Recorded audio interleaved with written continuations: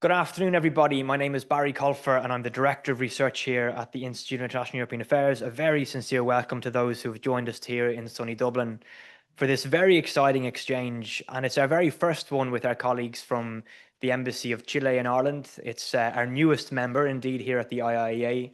A very sincere welcome to Her Excellency Constanza Figuera, and a warm welcome to Dublin. You're relatively new here, and we're very, very pleased to be involved in this engagement, and with Pablo Solar Salas and the whole team. Just thank you very much for this opportunity. I merely have the joy of bringing a bit of wish to the room, and just to hand directly over to Ambassador Figuera, who's going to say a couple of words before handing over to Eamon Gilmore, who's going to officially welcome our special guest here today for this exciting discussion. So thank you very much, and Ambassador, the floor is yours. Thank you very much, Barry. Mr. and Mrs. Ambassadors, members of the Diplomatic Corps, distinguished guests. First of all, I would like to thank the Institute of International and European Affairs, represented today for Mr. Eamon Gilmore and Mr. Barry Colgar, Director of Research, for the warm welcome they have extended to our embassy to present this afternoon an important official from our Ministry of Foreign Affairs Undersecretary Gloria de la Fuente. As a Chilean ambassador, I am very proud to have such an important authority from our country in Dublin to discuss the threat to democracy and how we can defend this system, which is currently weakened and in danger of disappearing in many countries around the world. I don't want to go on too long, and I just to thanks again to all of you for being here to listen about how we in Chile view the challenges facing democracy in Latin America. And let me present to Mr. Eamon Gilmore, former Taoiseach. Thank you so much. Thank you.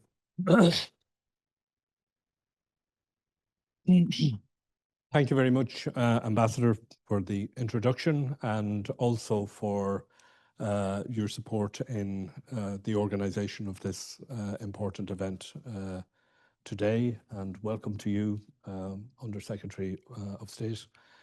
Welcome to everybody in the room to the event, and welcome also to all of those who are joining us online today. Couple of house rules that will be very familiar to those of you who are here even more regularly than I am. First is that this discussion is on the record. We will have an address from the Undersecretary of State, and then we will have a question and answer session, and I will ask you to identify yourselves during that. And please feel free to tweet. The handle is at IIEA if you're doing that. So I'm going to go straight into it. We have a discussion today that couldn't be more timely, discussion about the challenges facing democracy, with specific reference to Latin America, but it is a topic that is truly global these days. And we're very honored to have with us Dr. Gloria de la Fuente, who is a Chilean political scientist, Ph.D. in social science from the Universidad de Chile, currently serving as the Undersecretary for Foreign Affairs of Chile since 2023. Gloria has worked extensively on transparency and access to public information, notably as President of the Council for Transparency. She has served as a consultant for Eurosocial and the Transparency and Access to Public Information Network, and led projects at Chile Transparente, the Chilean chapter of Transparency International. Dr. de la Fuente held senior roles at Fundación Chile 21, Chilean think tank dedicated to promoting democratic governance, social equity, and progressive public policies, where she served as Director of Public Policy, Executive Director, and later as President. And in April 2024, she received the Women's Leaders of Reference Award from the Women's Economic Forum, recognizing her leadership in advancing gender equality and advocating for equity and inclusion. Dr. de la Fuente, the The floor is yours, and we look forward very much to what you have to say to us today.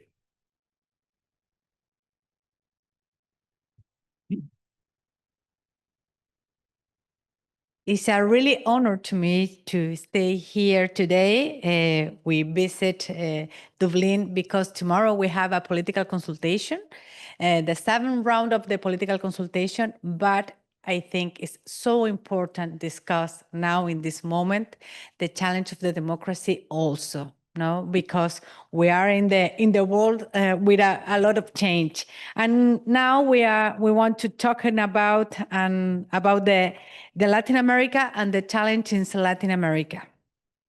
Thank you, Gilmore, for this, Eamon Gilmore, for this invitation. It's an honor for me to stay here today.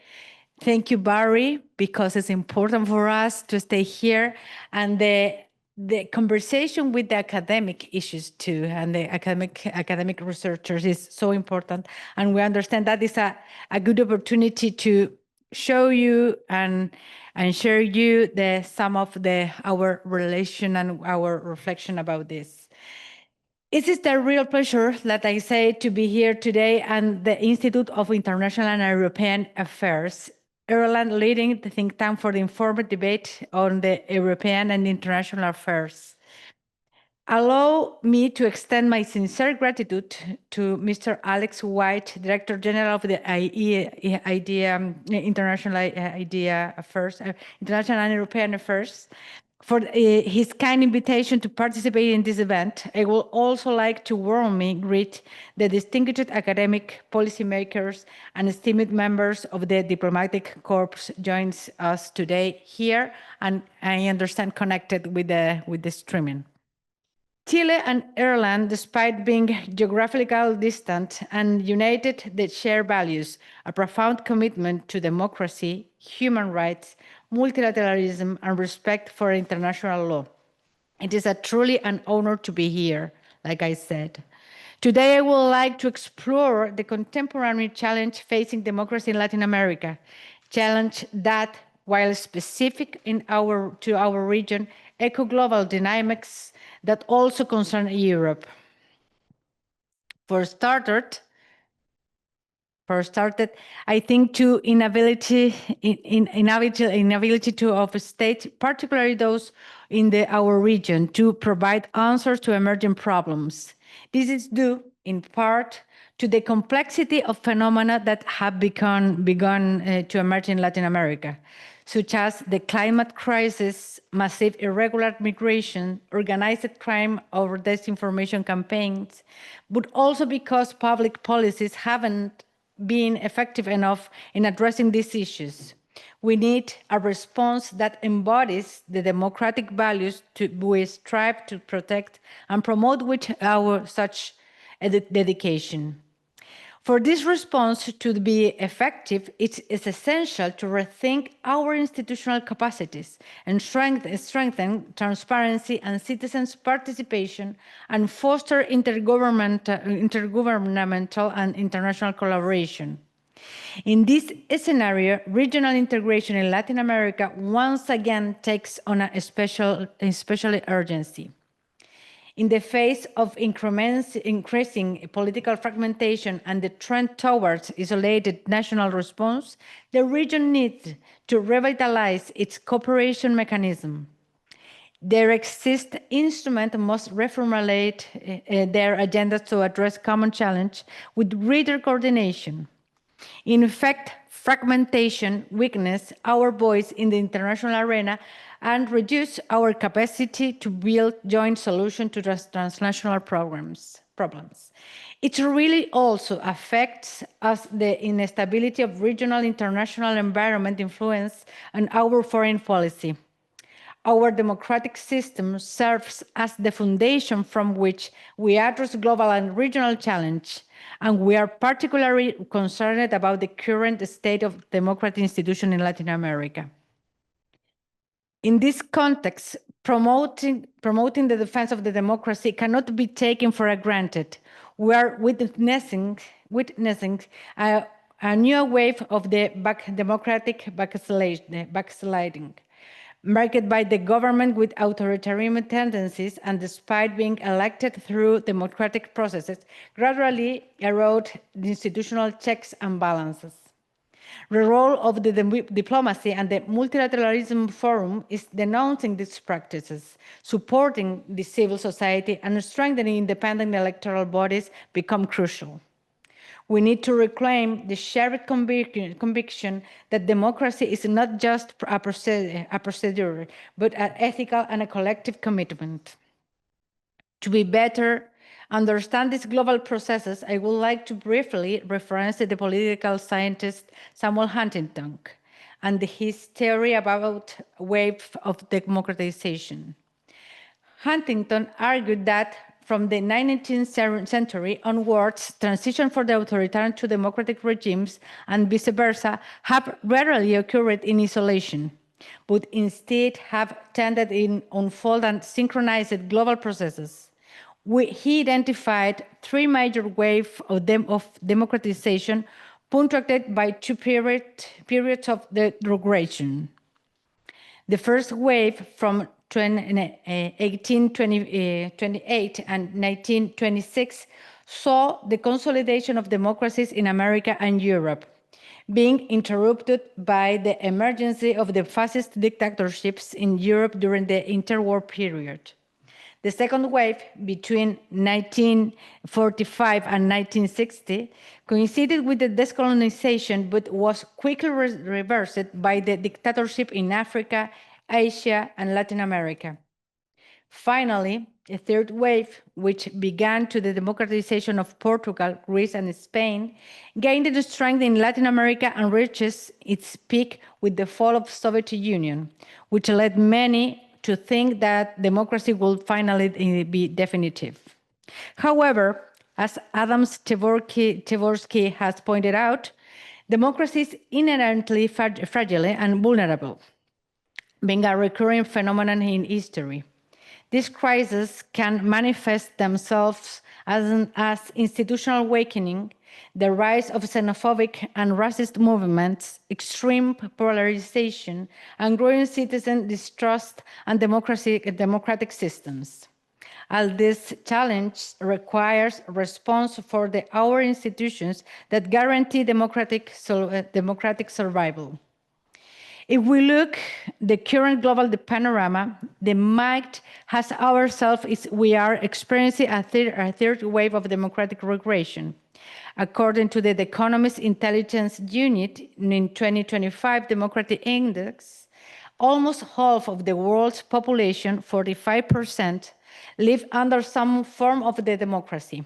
However, only 6.6% do so in a full democracy. More worryingly, more than a third of the world population, 39.2%, live under authoritarian regimes. If you see the next slide, yeah. This worrying really is a chokehead with Latin America. Today, in the region, we are facing profound democratic deterioration, according to the same index of the Economist Intelligence Unit that you showed in this slide. Only Uruguay and Costa Rica are considered full democracies. We are a lot of discussion about the political science, about how do you measure the democracy? But this is interesting issue that interests results. What's more, of the 24 countries in the region included this study, 17 scored lower than the previous years, and the only 5 showed improvements. These figures reflects a trend that worried us. There is a sustained awakening of democracy in our continent. Although democracy in the region reaches 52% citizen support in 2024, satisfaction with the functioning remains low. 65% of the people are not satisfied with the way of the system operates. The figure 1, I have you mentioned it, correspond to the 2024 Latino Barometer and confront us a paradox. As long as there is the support for democratic ideals, distrust of the institution prevails. Globally, the picture is not much different. In fact, 2025 study by the University of Southampton published in the British Journal of Political Science revealed that citizen trust in representative institutions has fallen steadily since the 1990s. The authors of the study pointed out this distrust in institutions can open a space for the emergence of the populist or authoritarian leaders and phenomena that they are observing in our region, where there has been this proliferation of candidacies that openly present themselves as anti-system. This phenomena is particularly evident in the election year, such as the ones we are currently experiencing. International IIEA stresses that the 2024 election took place in the context defined by radical uncertainty. Electoral credibility worsened significantly in the more than fifth of countries, 39 out 173. Between 2018 and 2023. At the same time, traditionally voter turnout has declined, with an increase in political demonstration such as protests and riots. Especially worrying is the increase of the so-called punishment vote and the direct expression of the citizen discontent, and phenomena that affect to a greater extent young people and historically marginalized social sector who today feel deeply disconnected from the traditional politics. In the face of this crisis, it's the worth asking ourselves what are the minimum conditions to guarantee democratic stability and legitimacy. In this sense, the prominent political scientist Guillermo O'Donnell, Argentinian political scientist, that passed away 10 years ago, I think, pointed out some necessary elements to prevent the decline of the democracy. The existence of the effective check on our political power, a solid rule of law, transparency and accountability, inclusion, and effective social participation, and the protection of human rights. But these minimum conditions are difficult to meet. And there are various factors that have progressively weakened the democracy, most of which have already been described in the literature of political science. Authors such as Norberto Bobbio, already in 1984, warned about the 6 unfulfilled promises of democracy: promise of equality, transparency, participation, and peace that have often been relegated to the reality of exclusionary, opaque, of the ineffective system. Thus, the situation in which we find ourselves today in our region and in the world is presented to us a set of varied factors that are more and less known but always present. And what they cannot fail to see, and this gap between the ideas and the reality has been fertile ground of the emergence of populism that offer simplistic solutions to complex problems, eroding the institutional basis of the system. Because when the democratic institutions fail to respond to the expectation of the citizens, space are opened for the autocracies that promise ordered exchange for the rights. In this way, it could be pointed out of the democracy in our region faces a persistent paradox. On the one hand, it is witnesses to a strong wave to the democratization in recent decades. On the other, this transition has not been without tensions. Advances in electoral representation and civil rights have coexisted with the high levels of inequality, structural violence, corruption, and weakened institutions. This combination has generated democracies that function more as electoral regimes than as true space of substantive participation in social justice. To this is indeed a deeper problem for the founding dilemmas of the states. In the many countries of the region, the construction of the modern state has been traversed by the unsolved historical fractures, social exclusions, centralism, structural racism. that delimit the real scope of democratic institutions. The weak capacity of the state to implement public policies, guarantees justice, or contain violence is also a consequence of these problematical roots. Therefore, institutional strengthening must be approached not only from the technical reforms, but from the perspective that recognizes and addresses these structural legacies. Today, in particular, I would like to refer to the three or this problem or phenomena on factors that are already established in political theory and that are affecting democracy in our country, and our region, Latin America. First, the deterioration of the political parties has reduced the relation between citizen and state. The awakening of the political parties has seriously fractured the relation between citizens and the state in Latin America. In Chile, a study by the Pontificia Universidad Católica revealed that barely 1% of the population trusts this organization, a figure that illustrates a widespread phenomenon through the region. This crisis of representativeness is not an isolated event, but a clear sign of the need to renew democratic channels and recover lost institutional legitimacy. In many countries, political parties are perceived as ineffective, corrupt structures distant of the real social concerns.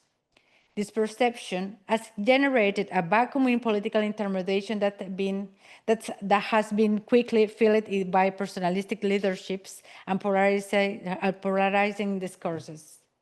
The so-called affective polarization, where emotion replaces argument and sympathy for rejection of the leaders' our wake programs, and has intensified with the rise of social networks, further awakening public debate and favoring authoritarian scenarios. Not only in Latin America, of course, in different parts in the world happens the same thing.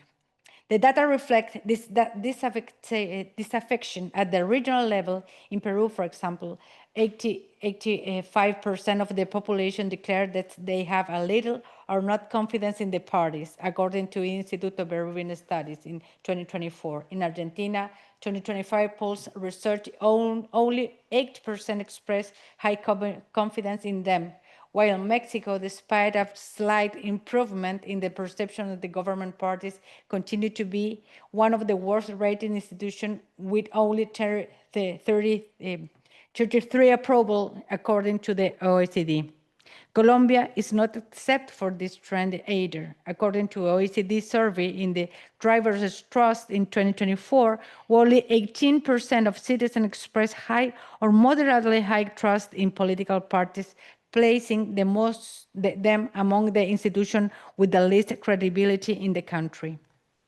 This deterioration has coincided with the sustained increase in effective polarization.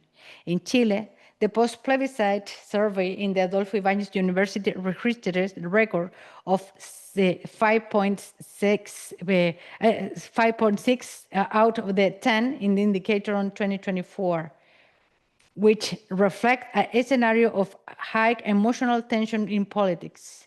This phenomenon also represents in consolidated democracies such as United States constitute a seriously challenge to institutional stability in Latin America, since it erodes the foundation of pluralism and democratic dialogue.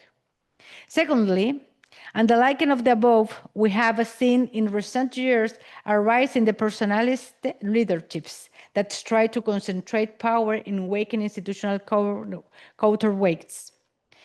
Many of these leaders have taken advantage of the social and economic unrest to increase the power of the executive and weaken the autonomy and the legislative and judicial branches. And finally, it's found that democratic institutions have been incapable of responding effectively to demand of the citizens, especially in social and economic aspects.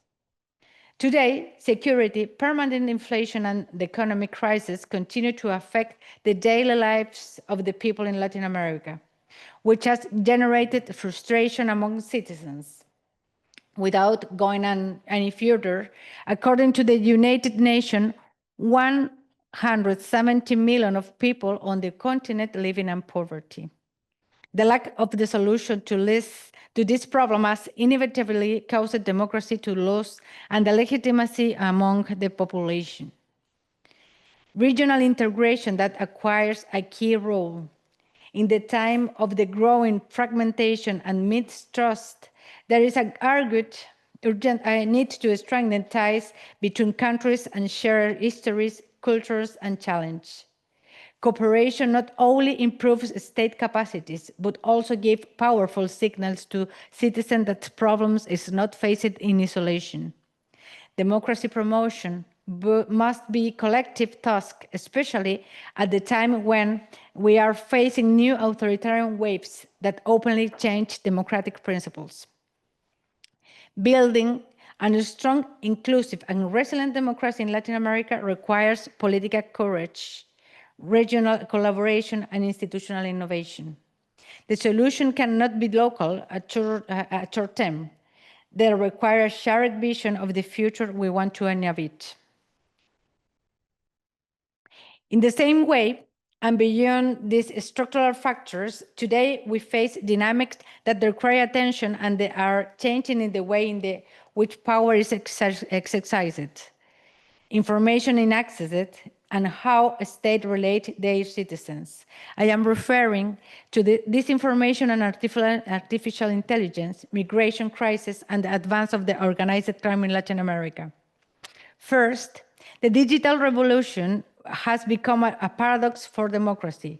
The silver lining, the internet has increased access to information, democratized the communication, and fostered greater citizen and civil society participation. However, it's also led to disinformation campaigns, content alteration, cyber attack, and hate speech and spread through a network without the restrictions. In the face of this risk, we must protect freedom of expression and quality of the public debates. New digital tools such as artificial intelligence have increased this risk. Algorithms are capable to producing fake images, text, and audios in seconds, calling into question public conversation and transparency during electoral processes, for example. In this scenario, it's urgent to generate a space for reflection and debate, safeguards information integrity, and strengthen digital literacy both nationally and internationally. The digital space has a transnational nature and it requires a coordinated response between state, technology, companies, and civil societies. We need to push for common standards that protect rights, promote transparency, and ensure accountability. This is a complex mission, but essential to ensure that digital space is used to strengthen, not undermine our democracies. Second, forced migration has emerged as a challenge to the governments in our region. As has happened in the Middle East, Europe, and Latin America, migration always involves multiple countries, the country of the origin, transit, and destination. Although there are people who migrate on their own volition, the greatest difficulties are faced by those who must live in their countries by force. War, drought, hunger, political and economic crisis can trigger the exodus of millions of people from their country of their origins. In some cases, this is due to weak democracies of government unable to cope with the economic and social challenge of the moment. This phenomenon has been very concrete in Chile.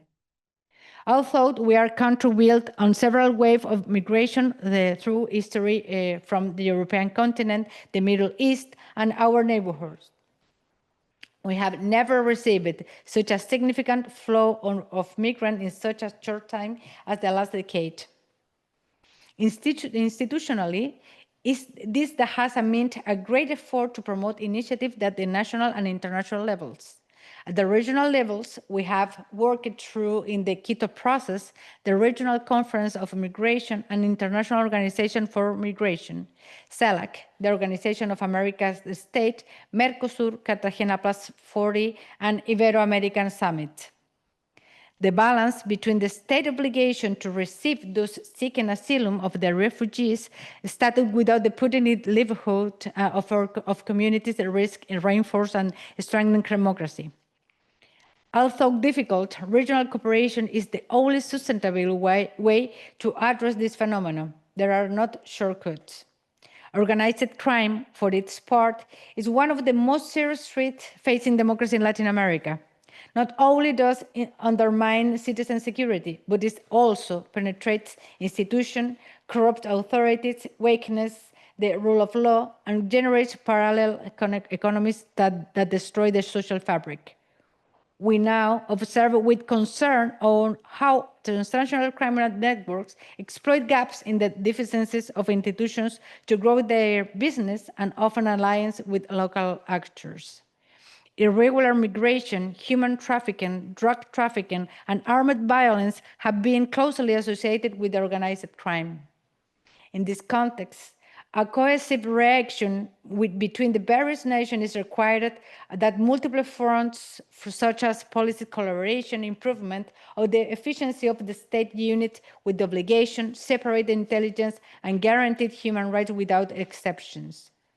The fight against organized crime is much more than the issue of policy repression. It's a political problem, an issue of regional cooperation, and it needs to strengthen the democracy for their institutional base.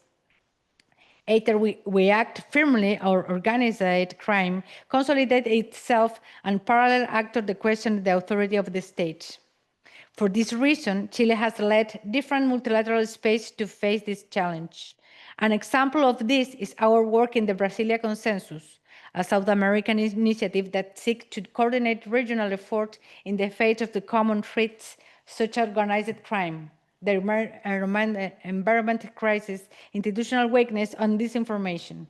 In 2024, under the Chilean presidency of the mechanism, organized crime was identified as one of the priority areas to be working in this cooperation mechanism. In this context, in addition, our country hosted in April of the same year the first meeting in the Ministry and high authorities of public security and organized crime.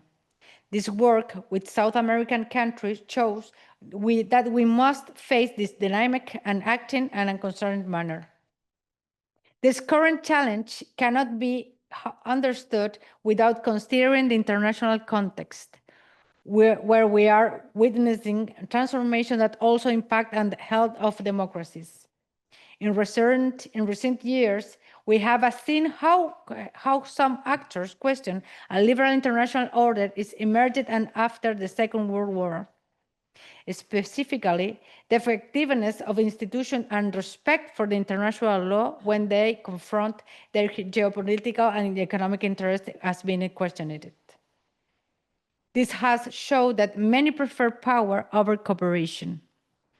The questioning of multilateralism affects countries such as Chile, which have historically opted for the system based in rules, cooperation, and consensus. In the face of this, it's our duty to defend international law and democratic values. Our country reaffirms a central conviction. Our foreign policy is guided by the liberal principles of international order. In this regard, the protection and promotion of human rights is a priority in Chile's foreign policy. We consider that the same essential characteristic of the area we see them foundation of the democratic system. That is why we believe in multilateralism, because it expands our ability to influence in an increasingly independent world. Chile's vocation does not mean separating itself from those countries that are not considered democratic, but opening dialogue and working with them in favor of fundamental rights, such as freedom of expression, association, and assembly. That is why we are actively engaged in the United Nations Human Rights Council. For this reason, we are launching our candidacy for the re-election from the 2026-2028. We do this with conviction because we know from our own experience the importance of the international support. It was the United Nations Human Rights Institution during 17 years of the dictatorship during the transition to democracy that helped to bring human rights relations to light, protect victims, and advance justice in the reparation process. Since the return to the democracy, and also in the times prior to the dictatorship, Chile has been an actor committed to the multilateralism, the defense of human rights, and the promoting of gender equality. Nowadays, it's impossible to think of democracy without considering gender equality in structural access. For this reason, in 2022, we launched our Feminist Foreign Policy, an effort that seeks to achieve the more inclusive and egalitarian society. That is the symbol of our Feminist Foreign Policy. Among the priority issues, the political strengthening of democracy with a focus of gender equality. This approach is especially relevant in a context where the fight for gender equality is sometimes mistakenly labeled as ideology. Defending the rights of women and diversities is not only a matter of justice, but in an essential condition for truly plural, participatory, and representative democracies. Gender equality, far from being an imposition, is an indispensable tool for democratic transformation in societies historically marked by exclusion and inequality. The feminist foreign policy seeks to advance in terms of institutional between the Ministry of Foreign Affairs, articulate a gender agenda in areas for the ministry, integrate gender clauses in our trade and strategic association agreements, and increase our multilateral commitment to advancement of the right of women and girls around the world. In addition to this commitment to human rights, gender equality, and defense of the multilateralism, our country is aware there can be no true democracy without achievement sustainable development.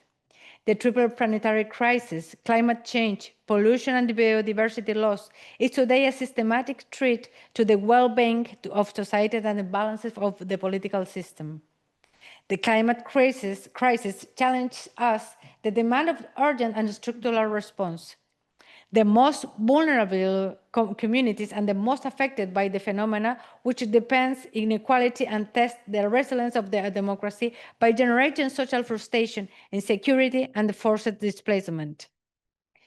Chile has made this challenge an topic priority. We have worked tirelessly on the multilateral agreement to achieve a just and sustainable transition.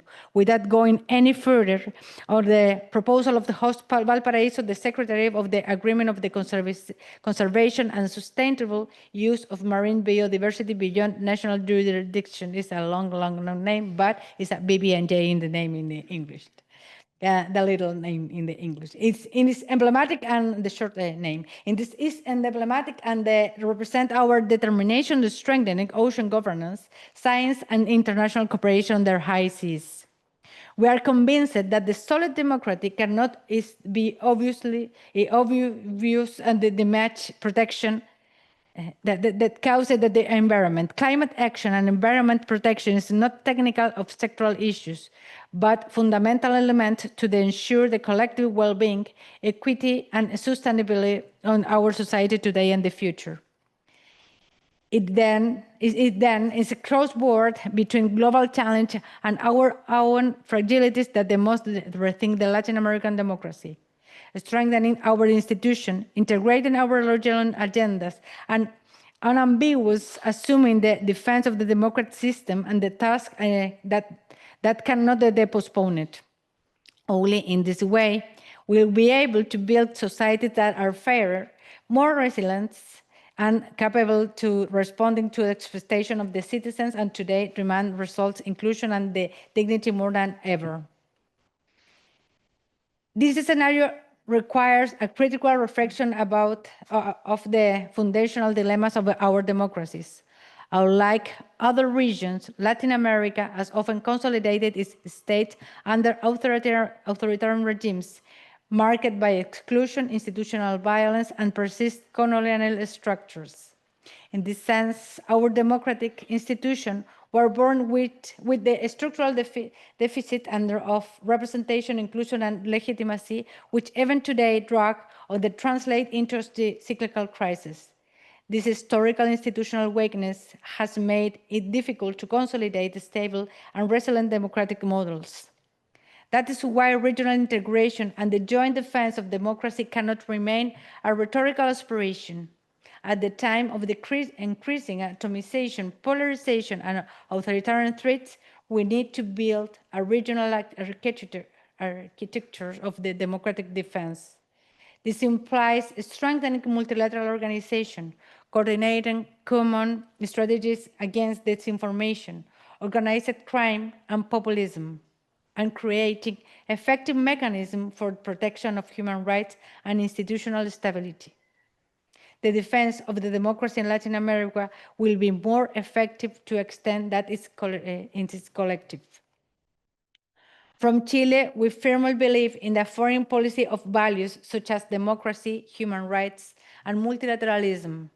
We support rules-based international order that is fair and transparent, reflect the voices of all regions, and promote collective solution at global challenges. The background I have just mentioned is wake-up call. Today, democracy is not guaranteed. It requires care, legitimacy, and solid institutions that listen, respond, and act to demand to the citizens. We cannot allow the system of government to become just an aspiration.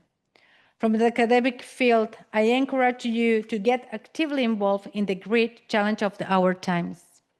The climate crisis, migration, gender equality, and the complex system of the information and disinformation. Universities and study centers have a key role to play in contributing in knowledge and critical reflection to these debates that affect us all. Because democracies are built, defended, and renewed every day with conviction and collective commitment. Thank you so much for this opportunity.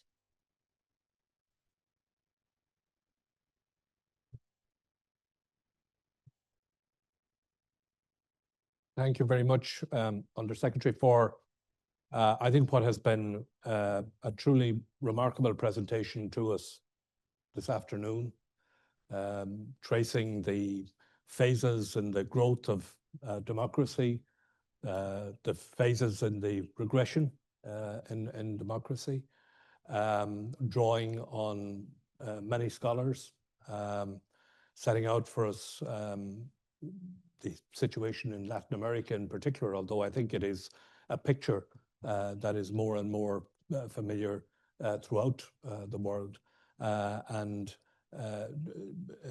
informing us about the initiatives that Chile is taking and the work that Chile has done, and of course the work that is born of Chile's own experience as a country which lost its democracy during the period of the dictatorship and then rebuilt it.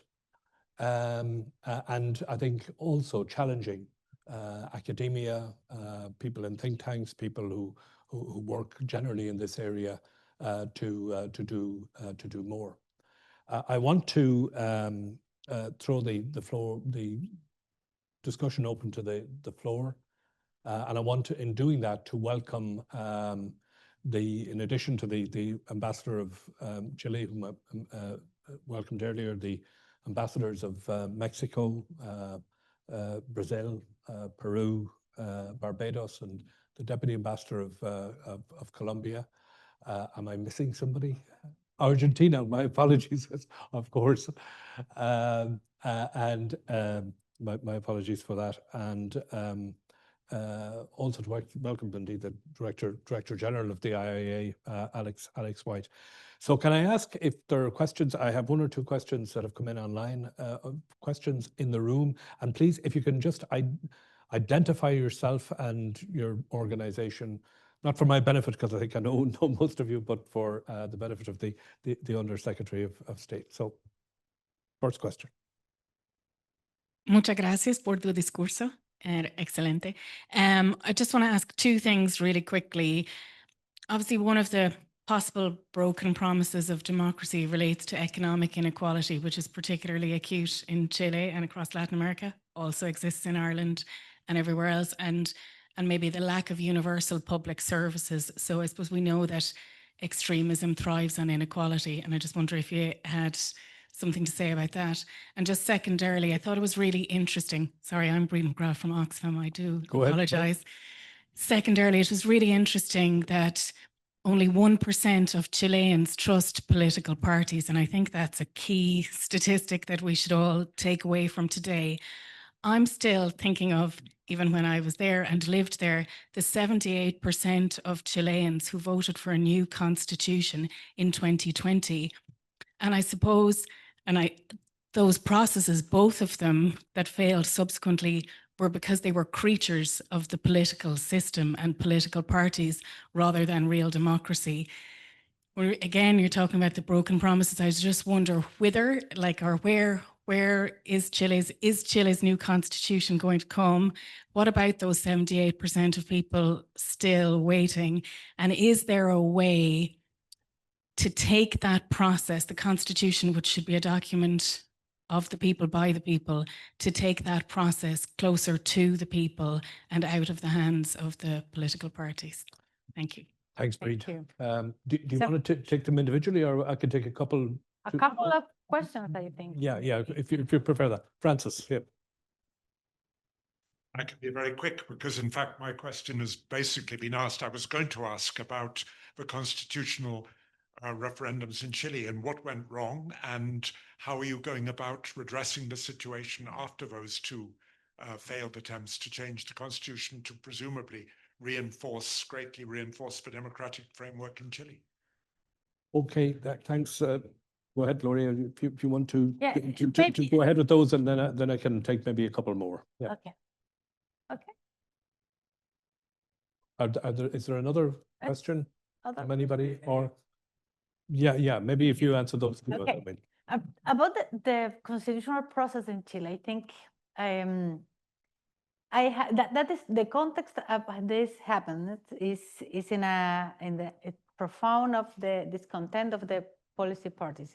One political scientist in Chile says we are system parties in the hydroponic system parties, because we are along parties, and some parties important parties, but they don't have basis and connect with the society. No, they are not in the society. The parties out of the society. Maybe that is one of reason.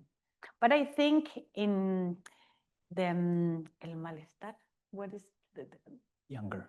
The anger of the people in Chile happens in a lot of time. I remember one of the study of the United Nations in our region, the program of United Nations in Chile, says in 1990s, Chile is a modern country, but it's an anger country. For one reason about the modernization system is so fast, but we're not understanding the party structures, the situation in Chile, what happened in Chile, what is the hunger, the people.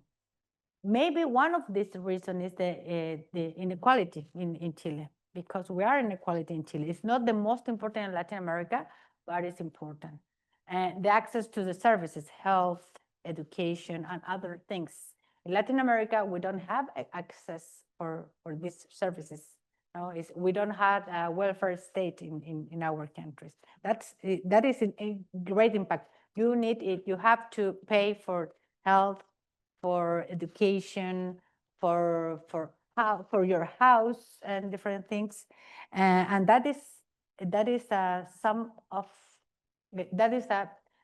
one of the answers about, I think, the anger situation and the social riots in different moments in 2019. And I think now the constitutional process is not the answer now. we are now discussion about the election, the next president of our country. We are in a electoral process, but now nobody discuss about the constitutional change. But it's so important now to answer about the health, education, and other security things. Is so important now in Chile, and that is we need to be better the response of our political parties and the structure and the state for these things in our society, I think. Okay. I have a question which has come in online from Heather Burke, who's a researcher at the IIEA, and it's asking about something you mentioned in your speech, which is the feminist foreign policy. My favorite issue. Okay, well, you must have planted the question then, because it's and what she's asking is, what does a feminist foreign policy look like in practice? And since its introduction in 2023, have you noticed impacts in terms of democratic inclusion and engagement? Well, we identify that, like we're talking about in the previous meeting, but we identify the gender equality like one of the main important of our foreign policy in our country, because we understand that is commitment with the democracy and the human rights. And we understand that is in Chile, we are working and approve the different agreements about this since 1950 in our country. But we support that in different government with different point of view and different ideological vision, but we support that. And we understand in this government name it the feminist foreign policy because we need to enforce and project our efforts now.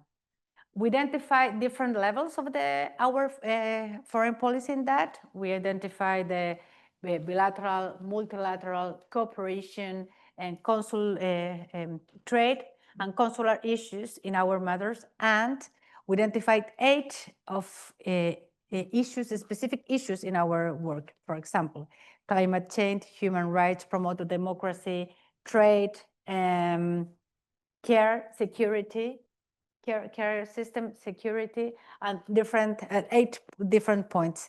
And we have now action plan and implement action plan. And if you visit our website, we are find our action plan and the action plan with the put in action. And that is important for us because it's a concrete way to advance in our vision about the human rights, democracy, and our foreign policy. And we understand that is maybe a seal about our foreign policy because it's confident and coincidence and current with the other things in our foreign policy. Thank you, Gloria. Are there other questions in the room? Yes. Hello. Thank you for the talk. Very interesting. I wanted to ask you, how do you see multilateral cooperation when addressing the health and education crisis in Latin America? Because many people see it as, oh, each country's problems, but do you see an active cooperation to address these very major issues that affect democracy and like indoctrination when it comes to democracy? Well, maybe one example, the role of the UNESCO, for example, in education issues is so important, and we understand. And the UNESCO have one of the main things about the access to information, disinformation, and put some the politics issues and active propose the policies in this way. I think that is different things in United Nations and resolution of the United Nations in this way is the same thing. I think it's so important to understand that multilateralism, the response of the weakness of the multilateralism is more multilateralism, not less multilateralism. And we understand that is so important, and we understand that the multilateralism and the solution, shared solutions, is more important than the only isolated solution in our countries. Barry, yourself? Thanks again, Undersecretary. It's a real honor to have you here. You mentioned about the digital revolution, and I like how you said there are positive things about access to information, for example, and education, which are often overlooked, but there's also risks and threats about misinformation and disinformation, which you mentioned in your presentation. Can you share any lessons learned in Chile, or indeed from your experience in the in politics and from academia, about how misinformation and disinformation threats can be effectively addressed? Anything that Europeans might learn from your experiences? Yeah. In my past experience, I was a counselor and a president of the Council of Transparency, and I was talking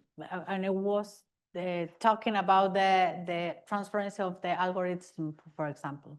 That is an important issue because, for example, we are with the artificial intelligence now. We are making decisions about the algorithm and put our public policy in different ways and different people and different persons with this decision. If you don't have a transparency in that, maybe you have a discriminate some people, no, so population in this decision and make decisions.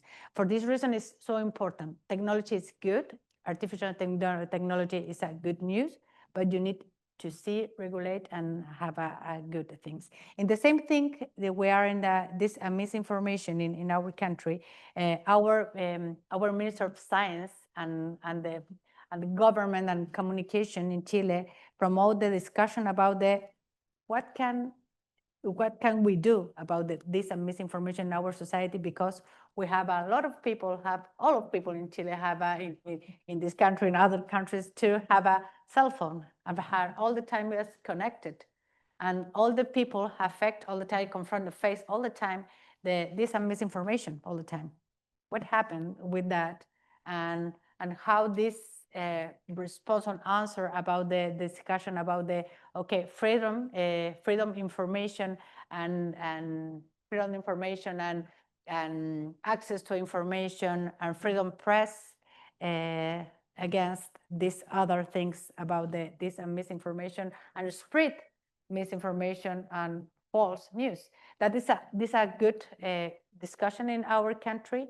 In our country, the commission about the academic and public policy makers and different people elaborate what inform about that for discussing Chile how measures we place in our country to confront this situation. And we are in discussion open now because it's not easy. For example, regulate platforms is not easy. It's a good news for the newspapers, for example, no, or the digital medias. But is the solution? I think it's a big question in our countries. But in Chile, we are a discussion. We have a strategic about for example, in the artificial intelligence for our country, discuss different ministries and different visions in our country and multi-institutional discussion about this. For artificial intelligence strategic for our vision about the public policies, transparency algorithm and ChatGPT in Spanish or in Latin language. That is I think is a way to face this discussion in our country. Could I maybe just ask you just one question arising from your discussion of the situation in Latin America generally, and that has been the growth of what we might call libertarian style politics and libertarian candidates and the election of people on what we might call a libertarian agenda. Do you see that as a continuing trend, and what do you think is contributing to it?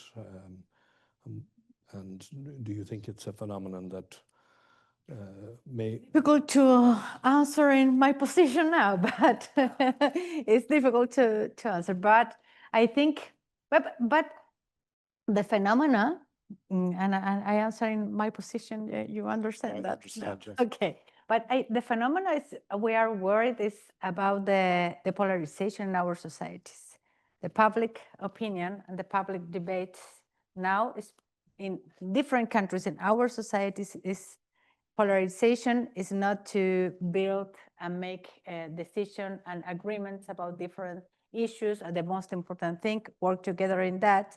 Now we are a polarization debates in our countries, and that is bad for the democracy in the future because it's a weakness for our institutions. Some sectors about where the extremely ideas attack the institutions and the independence of the institution, the separate of the powers in our institution. That is no good for our countries and trends, of course, to our democracy. We understand, but that is the correct answer in my position. Okay. Okay. Do we have any other questions? If we don't, I think we'll move to a conclusion. Let me thank you again, Gloria, for fantastic talk to us and for responding to, I think, some very, very probing questions. I know that you were up very early this morning or yesterday morning. You've been traveling through the night, so we'll give you a break now. Thank you again very much for being with us, for sharing your thoughts with us. Good luck for the rest of your visit to Dublin and to Ireland. Don't confine yourself to the official business. It's a good city. It's a good city to be in. And good luck with your work. And we wish you every success with what you are doing. Thank you, and congrats for this opportunity to think and talking about these so important issues now. Thank you Very much. Thank you.